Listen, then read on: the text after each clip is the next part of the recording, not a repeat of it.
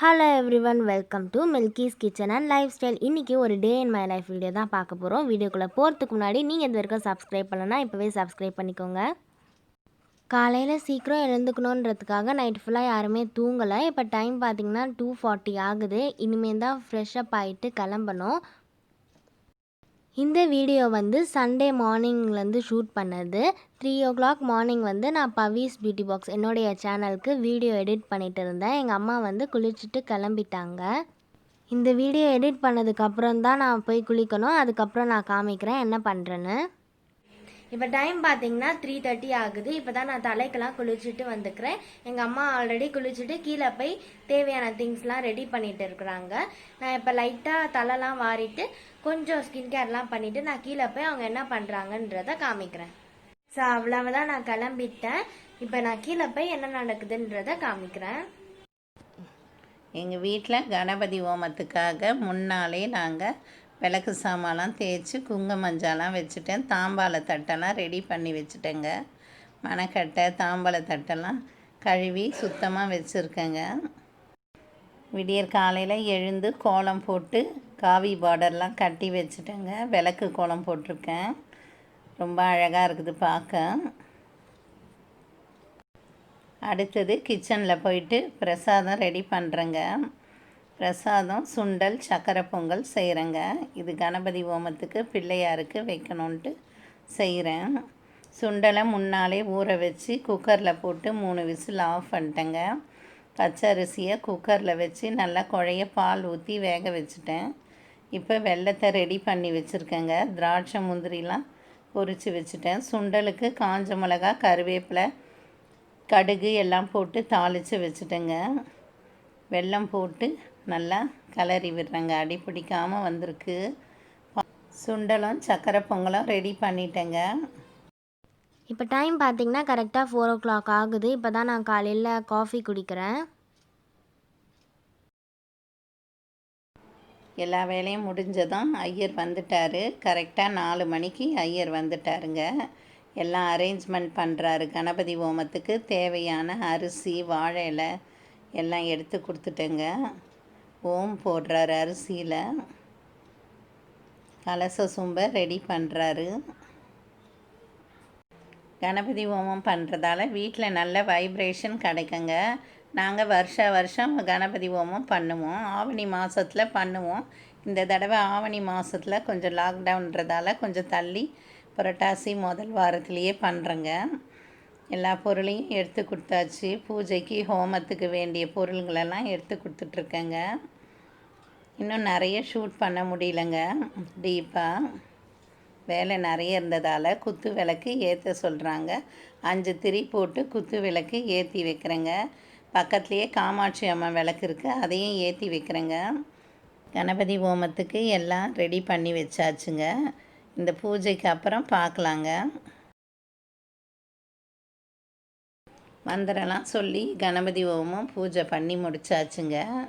ஐயர் எல்லாம் எடுத்து கொடுத்துட்டு கிளம்புறாரு.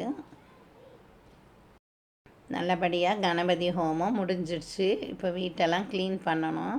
ஒரே புகையாக இருக்குது. எல்லாத்தையும் எடுத்துகிட்டு போய் பூஜை ரூமில் வச்சுட்டேங்க. இப்போ துணியால் க்ளீன் பண்ணணும். பிரம்ம முகூர்த்தத்துலேயே இந்த கணபதி ஹோமம் முடித்தது மனசுக்கு நிறைவாக இருந்ததுங்க. ஒரு தட்டில் ஐயர் கலச தேங்காய் பூக்கள் சக்கரை பொங்கல் சுண்டல் பிரசாதங்கள்லாம் எடுத்து கொடுத்துட்டு போயிட்டாருங்க. கலச தேங்காவை ஒரு தட்டில் எடுத்து கொடுத்துட்டு போயிட்டாருங்க. தண்ணியை வீடெல்லாம் தெளிச்சிட்டாரு. இந்த தேங்காவை விநாயகர் கோயிலுக்கு 3ஆம் நாள் செவ்வாய்க்கிழமை எடுத்துகிட்டு போய் உடைக்க சொன்னாருங்க. இப்போ டைம் பார்த்திங்கன்னா 5:40 இருக்கும். பூஜைலாம் முடிஞ்சிடுச்சு. வீடு ஃபுல்லாக செம புகையாக இருந்துச்சு. கண்ணுலாம் செம்மையாக எரிஞ்சிச்சு. இப்போ பார்த்தா உங்களுக்கு தெரியும், வீடு ஃபுல்லாக அவ்வளோ புகையாக இருந்துச்சு. ஸோ இந்த புகைலாம் வெளியே போகணும்ல, அதனால ஜன்னல் பால்கனி இதெல்லாம் நான் ஓப்பன் பண்ணி விடுறேன். இப்போ டைம் பார்த்திங்கன்னா கரெக்டாக 5:40 ஆகுது. பூஜைலாம் முடிஞ்சிச்சு. அண்ட் எல்லாமே நாங்கள் எடுத்து வச்சுட்டோம். நைட்லேருந்து சுத்தமாக தூங்கலை. ஏன்னா நான் தூங்கினா எழுந்துக்க மாட்டேன். அதுக்காகவே நான் தூங்காமல் இருந்தேன். அண்ட் என்னுடைய சேனலுக்கு வந்து ஒரு வீடியோவை வந்து போஸ்ட் பண்ணணும் இன்றைக்கி. அதனால் அது நைட் ஃபுல்லாக எடிட் பண்ணிகிட்டு இருந்தேன்.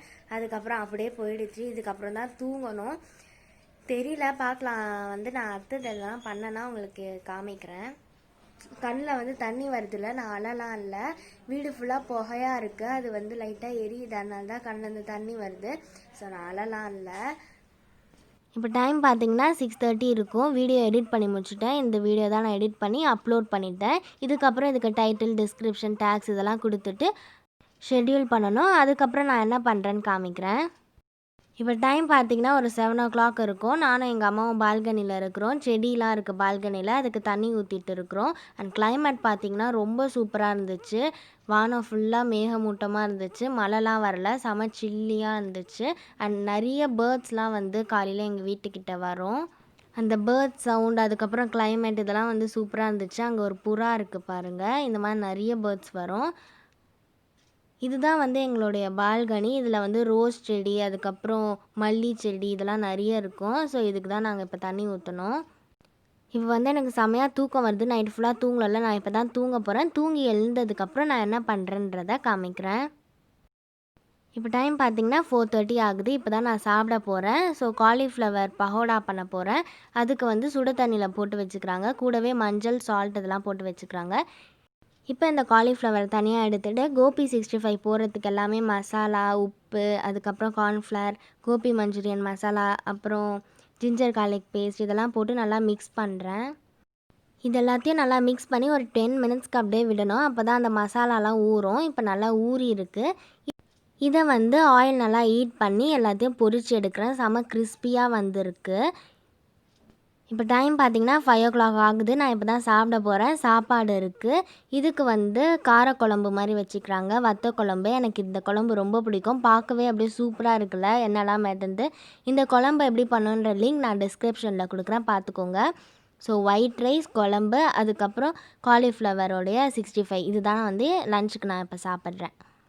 இப்போ அடுத்தது சாப்பிட்டு முடிச்சுட்டு என்ன பண்ணுறேன்றதை காமிக்கிறேன்.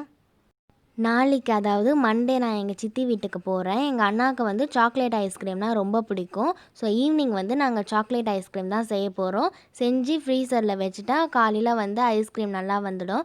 ஸோ இப்போ ஐஸ்கிரீம் எப்படி செய்யறதுன்னு வாங்க பார்க்கலாம்.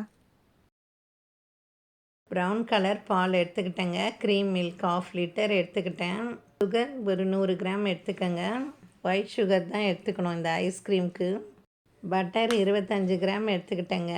எந்த பட்டர் வேணால் எடுத்துக்கலாம் நீங்கள். ஐஸ்கிரீம் பவுடர் எல்லா டிபார்ட்மெண்டல் ஸ்டோர்லேயும் கிடைக்குது, வாங்கிக்கோங்க. இது ரொம்ப கம்மி விலை தான், எல்லா ஃப்ளவர்லேயும் இருக்குது. நாங்கள் சாக்லேட் ஃப்ளவர் வாங்கிக்கிட்டோம். 2 ஸ்பூன் எடுத்துக்கிட்டேங்க. மொத்தமும் செய்யணுன்னா 2 லிட்டர் பால் வேணும். 2 ஸ்பூன் எடுத்துக்கிட்டு பாலை கட் பண்ணி காய்ச்சாத பாலை ஊற்றிக்கிட்டேங்க. பீட்டரால் கலக்கினீங்கன்னா கட்டிலாம் இல்லாமல் இருக்கும். நல்லா கலக்கிட்டு இருக்கணும். ஒரு 2 நிமிஷம் கைவிடாமல் கலக்கிடுங்க. பட்டரை சேர்த்துக்கங்க. பட்டரை சேர்த்துக்கிட்டு நல்லா கலக்கணும். நல்லா பீட்டரால் இது மாதிரி கலக்கினா நல்லா வெண்ணெய்லாம் நல்லா கரைஞ்சி வரும். சுகரும் சேர்த்துட்டேங்க. சுகரையும் சேர்த்து நல்லா கலக்கி விட்டுக்கிட்டேன். நல்லா கலக்கிட்டு அடுப்பில் வச்சுடுங்க. குறைஞ்ச தீயில வைங்க. இது மாதிரி நல்லா கொதித்து வருது பாருங்கள். கைவிடாமல் கலக்குங்க. கொஞ்சம் கூட கைவிடக்கூடாது, இல்லைனா அடி பிடிச்சிக்கும். 5 நிமிஷம் கலக்கிட்டு நல்லா கஞ்சி மாதிரி திக்னஸ்ஸாக வந்துடும். ஃபேனில் ஆற விட்டுட்டேங்க. ஆற விட்டுட்டு மிக்ஸி பவுலில் சேர்த்துக்கங்க. சேர்த்து நல்லா அடிங்க. நல்லா ஒரு 2-3 நிமிஷம் நல்லா அடிச்சிங்கன்னா நுரை வரும்.